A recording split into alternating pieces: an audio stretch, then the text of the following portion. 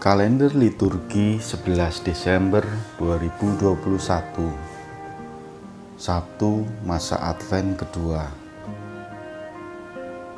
Bacaan pertama, pembacaan dari Kitab Sirach, bab 48 ayat 1 sampai dengan 4, dilanjutkan ayat 9 sampai dengan 11. Dahulu kala, tampillah Nabi Elia bagaikan api. Perkataannya membakar laksana obor.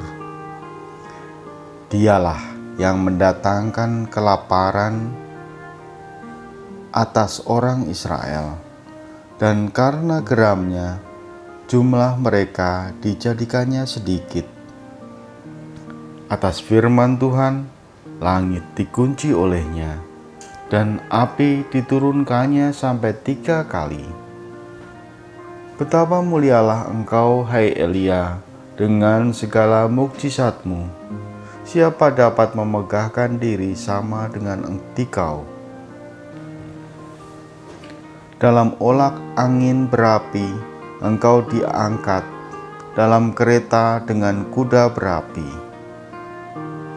Engkau tercantum dalam ancaman-ancaman tentang masa depan untuk meredakan kemurkaan sebelum meletus, untuk mengembalikan hati bapa kepada anaknya, serta memulihkan segala suku Yakub.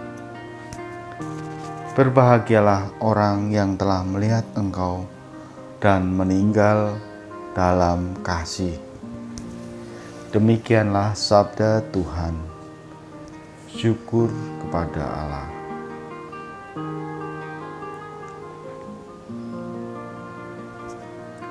Inilah Injil Yesus Kristus menurut Matius.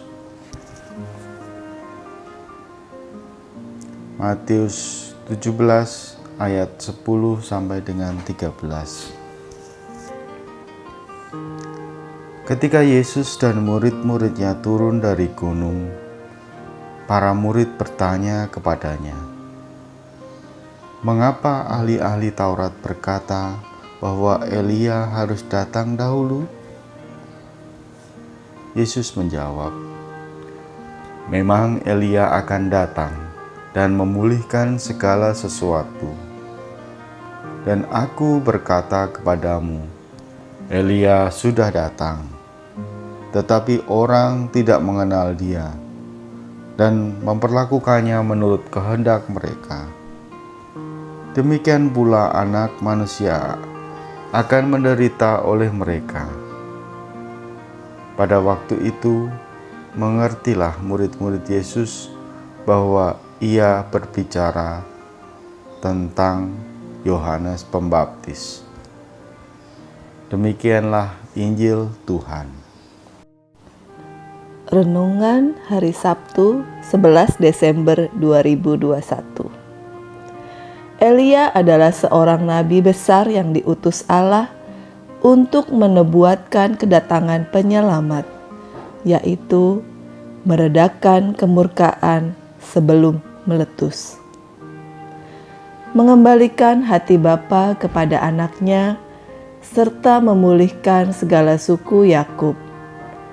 Peran Elia inilah yang diwujudkan oleh Yohanes Pembaptis.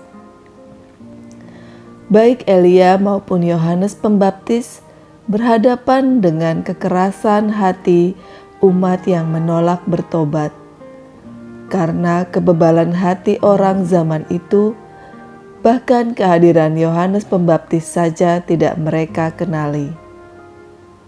Kekerasan hati manusia sering kali terjadi karena manusia sudah merasa nyaman dan terikat oleh kenikmatan-kenikmatan duniawi, sehingga enggan meninggalkan zona nyaman itu. Kelekatan pada dosa bahkan bisa membutakan atau membuat tuli, sehingga seruan-seruan pertobatan tidak didengar atau dianggap tidak ada. Musuh terbesar pertobatan ialah sikap apatis, yaitu sikap tidak peduli. Bisa saja kelihatannya seseorang sedang menyimak, mendengarkan. Ternyata pikirannya melayang entah kemana. Akibatnya, semua seruan pertobatan tidak membuahkan hasil. Pada masa Advent ini, marilah kita bertobat, yaitu dengan berani meninggalkan zona nyaman kita dan mengikuti perintah-perintah Allah, agar kita dapat menyiapkan hati kita menjadi palungan bagi Tuhan Yesus. Ya Allah, bukalah mata dan telinga kami agar dapat mendengarkan panggilan-Mu untuk bertobat, sehingga kami sungguh-sungguh siap menyambut kelahiran Putra-Mu. Datanglah ya Tuhan Yesus. Amin.